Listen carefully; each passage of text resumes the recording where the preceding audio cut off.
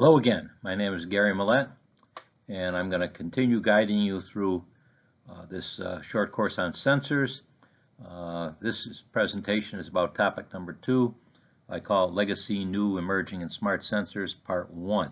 So there are 3 parts. I've broken them up because, just one sitting would be too long. So let's get started. We start off with other legacy sensors. So we've already talked about the ones that you're most familiar with, things like temperature, pressure, so forth.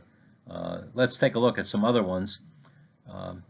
If we want to take and measure rotary motion, we often accomplish this using optical sources and detectors that count pulses of light or light reflections, or through the use of magnetic encoders that respond to magnetic fields. So there are things called optical shaft encoders that can be very precise, while magnetic encoders are more physically robust and can withstand harsh environments. The reader is encouraged to do a web/image search on the internet to see what these devices look like or to learn more about them. And they can be fairly fine in detail. This is an optical encoder, and it's a quadrature encoder. So I thought I'd show you one example of how these things might work. There's a code disk which is attached to the shaft, and you also see a light source there and 2 optical detectors, A and B. And of course, what happens is that code disk has a pattern on it, and normally the pattern is opaque, so it blocks the light. And as the disk would turn, what would happen is you would get pulses introduced from the optical detectors. So there's 2 sensing channels, A and B, producing a signal that registers movements 4 times smaller than the cycle of the line pattern printed on the code disk. The reason for that is that the 2 optical detectors produce square waves, which can be processed to produce signals which correlate to the rising and falling pulse edges. So you can combine those signals and get, again, a finer resolution than the pattern printed on the disk. Matter of fact, 4 times smaller. As a matter of fact, depending on which direction the shaft is rotating, you can detect that also, because again, the rising and falling leading edges of the pulses would be 180 degrees out of phase. So that's an optical encoder which uses, again, light. There are other legacy sensors also. I thought I'd talk about a couple that you may or may not be familiar with. A linear variable differential transformer, LVDT, is commonly used to measure position in one dimension. The LVDT is a high-resolution position sensor that outputs an AC voltage with a magnitude proportional to its linear position. Unfortunately, its range is restricted, typically in the range of inches, but has no sliding context that can cause problems. Basically, it consists of 3 transformer windings and a movable magnetic core. So the next slide will show a little diagram of this. So this shows on top here the LVDT operation. What you see is a primary winding which has an AC source connected to it, and 2 secondary windings, secondary 1 and secondary 2. The blue core, which slides in and out of the form that the windings are on, right now is centered in that core. You might notice that secondary winding 1 and secondary winding 2 are wound in opposite directions, and therefore they will give off a voltage, each one of them, that is 180 degrees out of phase. So the diagram shows the LVDT with the shaft centered, and directly below that you see the output V1 and V2. They're of equal amplitude but 180 degrees out of phase, and therefore, since they're wired in series as shown in the diagram up above, what happens is the net output voltage is 0, a flat line. So that indicates the shaft is centered. If, for instance, the shaft is either left or right, what will happen, the net voltage will exist with a polarity that's determined by whether the shaft is either left or right, say negative if it's left, or positive if it's right. So what happens here is you take a look at the diagram B, shaft left, and it shows that V1 voltage is large out of secondary 1. V2 voltage is smaller since there's less shaft or core under secondary 2 windings. And therefore, what happens is the net voltage is given as shown, a negative going sine wave. If we go over to the diagram D, when the shaft is in the right-hand side, Now V1 is low, V2 is high, and we get a voltage which is positive going to start off. And again, what happens is we can detect the position with this arrangement. Here we see a little integrated circuit. This is an Analog Devices AD698 IC chip, and it's used as an LVDT signal conditioning subsystem. In the case of this chip, the signal output is a DC voltage, and it's directly proportional to the position of the LVDT, reference to its center position. The output voltage is bipolar, thus plus and minus. The image to the right shows several different LVDT devices. They tend to have a limited range. I always like to tell people they look like, especially the second one down, looks like the piston for a screen door or a storm door. Believe me, they aren't.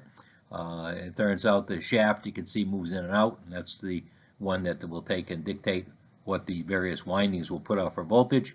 You should be aware of the fact there are also RVDTs, which are rotary variable differential transformers, and they are used to measure rotation or angular displacement. And again, they don't measure more than, say, 360 degrees, because you just repeat what you've got for measurements before.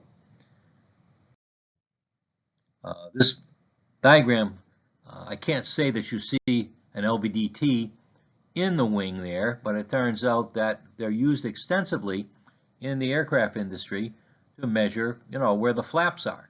So again, next time you're on an airplane, which may be a while with COVID, it turns out you might want to look at depending where you're seated, if you could take a look in the flaps and see if you see any piston-looking devices.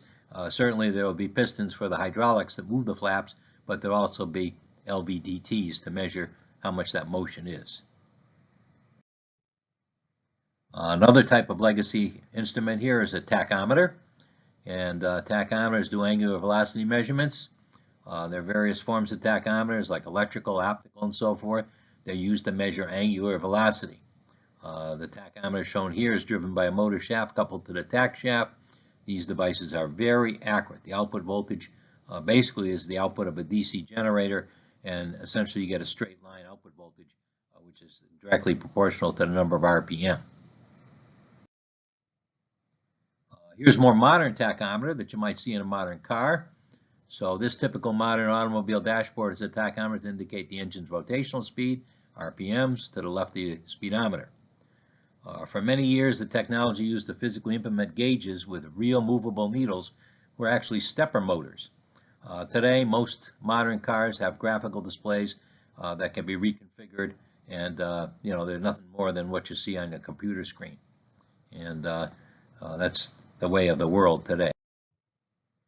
Now, this little diagram here is from the Finoit company, which I'm not sure who they are, but they indicate 8 different types of sensor categories that they believe are the most important for IoT applications today. Let's just go across there. Accelerometer sensors, proximity sensors, IR sensors, gas sensors, temperature sensors, chemical sensors, smoke sensors, and motion detector sensors. So I will talk about, I think, all of those as I go through this particular presentation.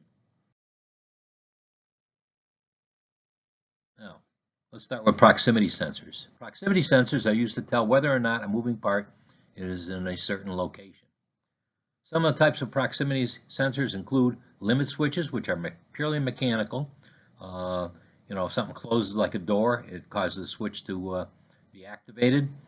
There are optical proximity sensors. Those are light-based. You take and you block a beam of light from a source to a detector, and we detect that blocking of the beam of light, and that is our proximity sensor there. Hall effect proximity sensors are magnetic. Capacitive proximity sensors are capacitive. So again, limit switches are either switched on or off depending upon the physical position of an object. Optical proximity sensors use a light source, light detector combination to sense the presence or absence of something physical or to count things as they pass by. Many different implementations of this generic technology configuration exist. Hall effect proximity sensors operate by the detection of an increasing output voltage whenever they are exposed to an increasing magnetic field. And there are many applications for Hall effect automotive sensors. Let's see the next slide. So, kind of in keeping with our automotive sensor theme, the right-hand picture below shows an automotive camshaft sensor and its wiring harness. The left-hand picture shows an automotive crankshaft sensor and its wiring harness. Looking back at our block diagram of a typical EFI system, we can see the cam position sensor and the vehicle speed sensor. The crankshaft sensor measures the engine rotational speed in our diagrams. Note how these Hall effect sensors must penetrate the engine wall to perform their functions. To operate correctly, they must be physically in close proximity to the engine's camshaft and crankshaft, which are internal to the engine, at least on a combustion engine. So here's a diagram, a figure rather, shows engine camshaft sensors, and there's two of them here mounted on this engine, on the outside engine wall. They do wear out. It's one of the reasons why they are mounted in such a way that they can be replaced. Now, the newest type of proximity sensor is the capacitance-based proximity sensor. These sensors are based upon the fact that capacitance is a measure of the electrical charge stored between two electrodes separated by an air gap. This capacitance value changes with spacing of the electrodes, electrode size, and other parameters. It is possible to create capacitive array proximity sensors which can be scanned to form a picture of the pressure applied to the array. Now we've got a couple examples here. This is a proximity example, and it shows a capacitive array proximity sensor and a two-dimensional or 2D mapping of its output showing the pressure exerted on the sensor array by the two fingers in the picture. So on the bottom right you see, the top finger is giving the much larger 3D mapping. It looks 2D, it is on the picture, but it probably could be a 3D rendering if you had a computer. The bottom finger, which the force is going slightly different direction, is indicated in the lower bump on the rendering to the right. Here's one that a lot of people would like to see this implemented. Of course, it wouldn't make much difference since there's so many guns out there already, but here's a capacitive array proximity sensor is wrapped around the gun's butt. By scanning the array, one's able to produce the hand pressure pattern shown in the right-hand figure above, and it would turn out that maybe we could take and have, guns that can only be fired by the owner of the gun. There's a short YouTube video of this type of technology, and the link is shown there. Again, over on the right-hand side is the diagram of the person's hand, pressure, print of the person's hand. There's many other types of proximity sensors, including inductive, magnetic, and light-based sensors. We've all probably experienced this. The flow of side street traffic onto main thoroughfares is often controlled by inductive sensors. For example, the buried wire loop that trips the traffic light when a car stops on top of it. These things are triggered by vehicles attempting to enter the roadway. Home security systems often use magnetic sensors on the windows and doors of a house or apartment. So here's the traffic and alarm proximity sensors. For some reason, my picture has disappeared of the doors and windows that had magnetic sensors. I don't know why that's happened, but again, you can see the traffic control loops buried in the roadway. I'm going to try to fix that. Certainly that picture is probably on the non-narrated version. This brings us to load sensors. Although not shown in our top IoT sensor graphic, that is our top uses of sensors or types of sensors. Load sensors measure mechanical force and are used extensively in a large range of applications. These forces may be very large or very small, therefore load sensors can be implemented in a variety of ways to fit the measurement requirements. In most cases, the load sensor measures a slight deformation caused by the force, not the force directly. A popular form of this type of sensor is the bonded wire strain gauge. These are used to sense the health of structures and equipment such as motors and jet engines. So, load sensors, strain gauges, topic here. The bonded wire strain gauge consists of a thin wire looped back and forth a few times and cemented to a thin paper backing. Now, modern strain gauges use flexible printed circuit technology, which allows them to conform to a device's surface. Many different configurations exist. When the strain gauge is deformed by a pressure or force, the resistance of the strain gauge wire changes, and this change is sensed through the use of sensitive circuitry. Here are some strain gauge examples. So in the top left, you see a couple strain gauges that look like they're on a flexible substrate, can be attached to some type of object. Below that, you see three versions of some circular strain gauges. To the right, you see a bonded strain gauge, and you see that tension raises resistance, compression lowers resistance. The gauge is insensitive to lateral forces, and the connection pads are shown there. So a strain gauge is mounted to a beam. You notice you can have one on top and one on the bottom, and the top one would be under tension, the bottom one would be under compression. Here's some pictures of load cells. Strain gauge force transducers are typically called load cells. These devices are available as self-contained units. If you ever drive down the highway and you see the weigh stations for trucks, that would be the use of the top left picture there, those very shiny stainless steel strain gauge load cells. On the right, you see a handheld force gauge with a digital readout with a hook on it, so you could take and see what something weighs, we'll say. And then there are some transducer technologies, strain gauges, with, again, connections off of them on the bottom lower part of that figure. Today we have semiconductor force sensors. Load sensors can use other physical phenomena to detect and measure force. The piezoelectric effect is typically exploited by silicon-based strain gauges. These semiconductor strain gauges are 25 to 100 times more sensitive than bonded wire strain gauges. They respond to pressure by changing their resistance, albeit the change is nonlinear, but typically the change in resistance is much larger than a wire gauge experiences, which makes them more sensitive. We already talked about capacitive pressure sensors, so earlier capacitive array proximity sensors were introduced. Today, capacitive pressure sensors are becoming extremely popular. The reason for that is many medical applications are possible using implantable capacitive sensors constructed from heavily doped, this would be silicon, germanium, boron diaphragms. These sensors are well suited to operate in the medical pressure regime region. MEMS and NEMS, by the way, NEMS are nano-electrical mechanical systems.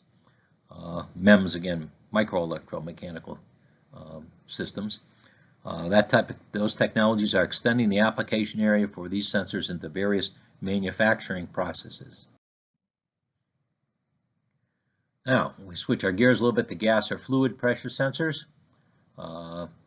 Traditional gas and fluid pressure sensors rely on physical devices responding to pressure by deforming or changing shape, like board-on tubes or the vacuum bellows of the early automotive speed cruise controls used by General Motors vehicles. Today, using MEMS technology, the value of the electrical capacitance of a structure on an IC substrate changes in response to a pressure change or the resistance of a piezo-resistive structure change due to the stressing of the silicon material that forms the device. So the traditional gas and fluid pressure sensors mentioned in the first bullet tend to be for much higher pressures, things like hundreds of pounds of pressure and so forth, whereas the MEMS technology are much more sensitive and for lower. So MEMS pressure sensors, additional on-chip circuitry processes the change in capacitance or resistance into a signal and presents it to the outside world in the form of analog electrical signal or a binary or a digital word. MEMS and semiconductor technology have truly revolutionized the sensing area with applications in the automotive, industrial, consumer, medical/healthcare areas. The market for these devices is expected to grow rapidly through this decade into a that's hundreds of billion-dollar a year business. A prediction is that the business will be worth $125 billion by 2026. So here's some examples of MEMS pressure sensors. So what you see in the top left is a pressure sensor. It's the fabrication is surface micromachine techniques employed to form a cavity by etching the interpolysacrificial PSG dielectric. So there's a lower electrode and a diaphragm, upper electrode, wire bonds to it. Surface micromachining is processing above the substrate, not involving the substrate in a big way. In other words, mainly used as a base to build upon. So it turns out that that's again a pressure sensor. Down below you see piezoelectric sensors and a diaphragm. To the right you see the doped piezoresistor, the thin diaphragm, and down below that the thin diaphragm, where there's external pressure, it has deformed, and tensile stress is picked up by the piezoresistive sensors. To the top right, there's a figure that shows a dime surrounded by, looks like little surface mount ICs. Some of those surface mount ICs seem to have towers. What they are actually ways you can connect a vacuum hose to those. These figures show capacitive-based sensors. Upper left, the piezoresistive-based sensor. Lower left, and typical IC chip packages upper right. So what happens is you actually take a vacuum hose or a pressure hose, and these chips will give you outputs depending on what the pressure is, whether there's a sucking or forcing of air into the IC chip. There are many videos on YouTube that illustrate the technology, how it works. Here are but a few that are interesting. These links shown here. The first one is a Bosch pressure sensor. It's about a minute long. The next one's a Bosch MEMS device enabled. Shows how MEMS devices are enabled for IoT applications by Bosch. Again, it's short. And the bottom one is a Bosch gyroscope for automotive ESC, electronic stability control systems, and it's kind of an interesting one that shows how one of these chips is used to provide sensing. So they're very short, all of them. Temperature sensors. That brings us back to temperature sensors. They've been around for centuries. The basic temperature sensor gives an output that's proportional to the temperature, usually a visual indication. All of us probably at some time in our life have seen mercury thermometers. We don't see them anymore. But what would happen with the mercury thermometer, I remember as a little kid, when it was cold out, the mercury disappeared. When it was warm, it got really large in the tube. So usually a visual indication of how those thermometers work. Thermocouples with a DC voltage output have been around for over 100 years. Due to their construction, they're capable of measuring the high temperatures associated with materials processing and manufacturing processes. It's a very mature technology, and we will not spend any more time on this topic right now. But you should be aware of the fact there's a lot of lore with thermocouples and the different types of thermocouples. Another mature technology is that of resistance temperature detectors, RTDs. An RTD experiences resistance change with temperature. A typical use for an RTD is to sense the water temperature of one's hot water heater. Again, we won't spend more time on these devices. Today, semiconductor devices are used extensively as temperature sensors, but with a lower maximum temperature range. Thermistors were the first semiconductor devices used as temperature sensors. Today, temperature sensors like the one shown here are extremely common. These devices output a voltage, a current, or binary or digital word directly proportional to the device's temperature. They are extremely accurate, but they have a limited measurement range. Typically, a microcontroller compatible device like the Analog Devices 7414 might have a 10-bit digital output word that can be sent to a microcontroller. I remember going for training on cellular equipment down in Plano, Texas, and one of the instructors telling us that most of the time the outside cell phone equipment, its biggest problem was the temperature sensors would go, and therefore the environmental conditioning of either warming the internal cabinet or cooling it during the summer, warming it during the winter time, would stop working, and the technician would have to come out, and that was a very common call. And again, we know that semiconductor devices can have catastrophic failures. Hopefully today these temperature sensors are a little more trustworthy and longer lived. This one, unfortunately, we're all well aware of this one, an IR contactless temperature sensor with digital readout. For the last year, every time I entered my building on my campus, I had to put my forehead close to a robotic temperature sensor. It never said anything, but you were okay.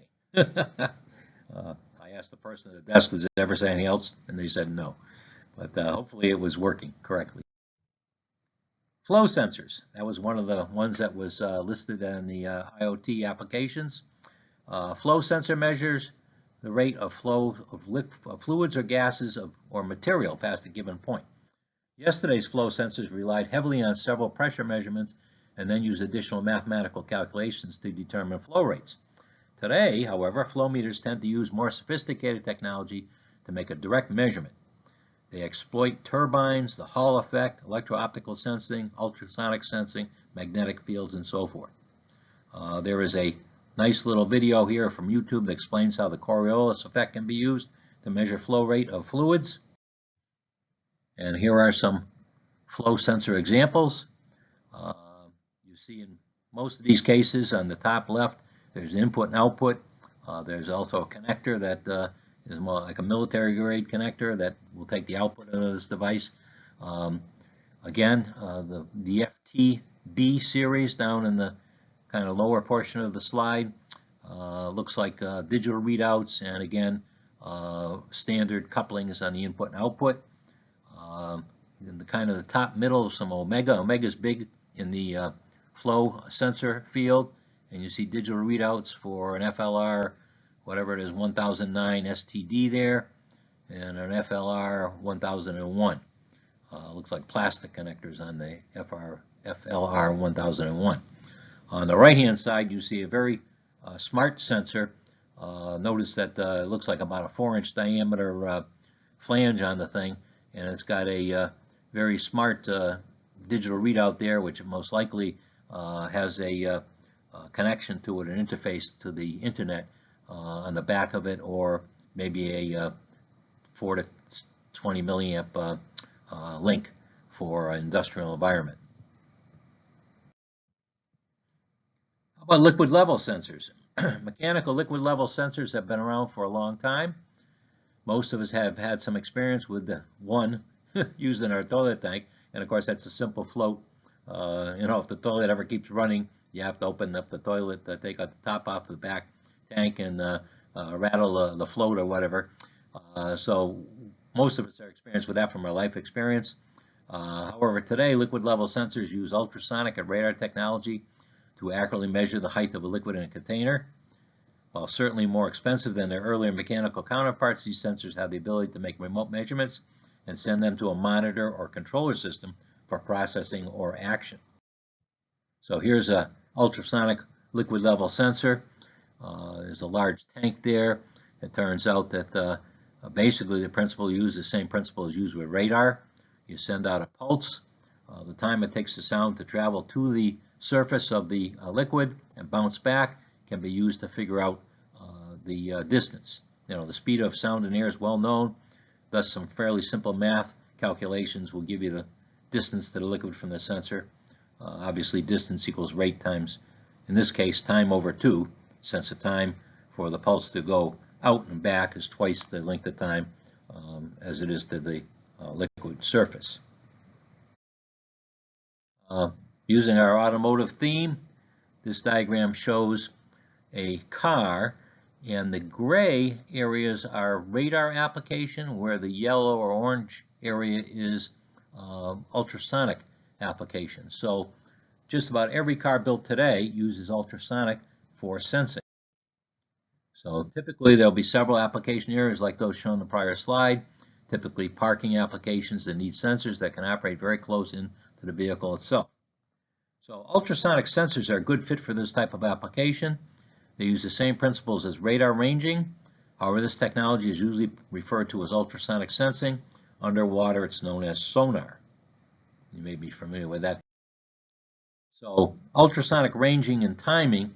For close-in ranging like 1 to 2 feet, ultrasonic sensor signal processing can take place at a much slower time scale, that is microseconds or tens of microseconds, compared to the severe picosecond requirements for radar ranging applications at this particular short distance.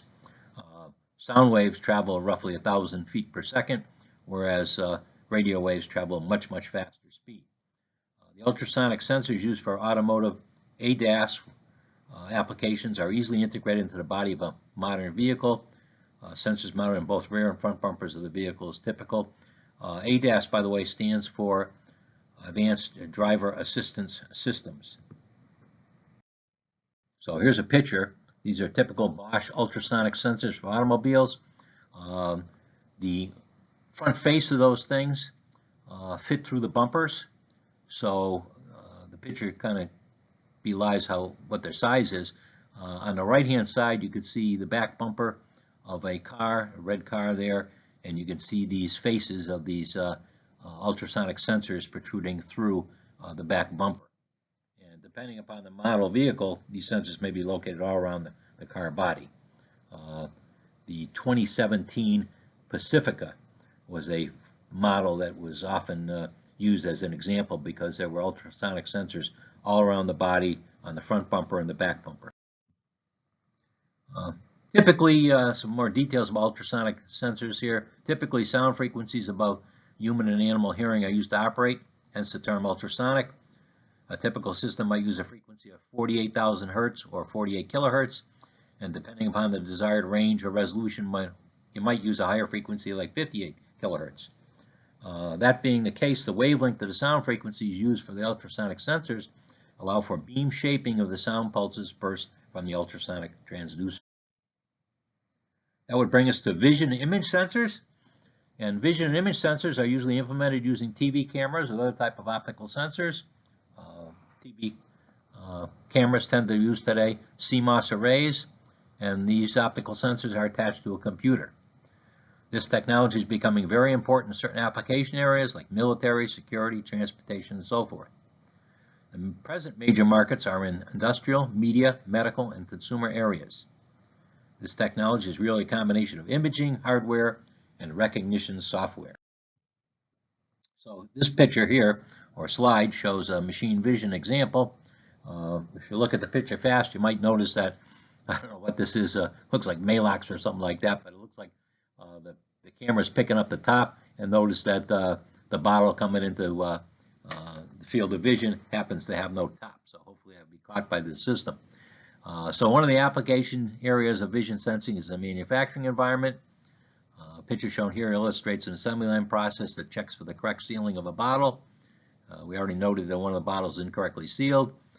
There's a couple of short YouTube videos that I've got posted here. One is Cognex Machine Vision. That's about 1 to 2 minutes long. A longer video by Microscan is Introduction to Machine Vision. That's about 10 minutes long. So again, look at these if you have an interest. So what are the safety applications of vision sensors? Well, automotive transportation safety is an application area that's growing rapidly. The automotive manufacturers are incorporating many innovative vision sensors in new vehicles, things like cameras, radars, ultrasonic, and so forth, to enhance driving safety. Many present-day TV commercials demonstrate these new car safety features. Back in 2017, the Department of Transportation, the DOT, ordered that by the 2018 model year, all cars, SUVs, and small trucks must be equipped with backup cameras that display an image for the vehicle driver to view. And of course, if you buy a car that's built after 2018 now, that's the rule. So here's a typical backward-looking automobile camera dash display. And again, every car sold in the United States must have this technology equipped with it. And here's another safety application of vision sensors. Here's a typical BMW automotive surround vision system camera dash display. How this works is they use wide-angle fisheye lenses on the front, the back, and the two sides of the car, and you can stitch together a top-down view of the vehicle. It's done with software, and it's quite interesting that that's the case.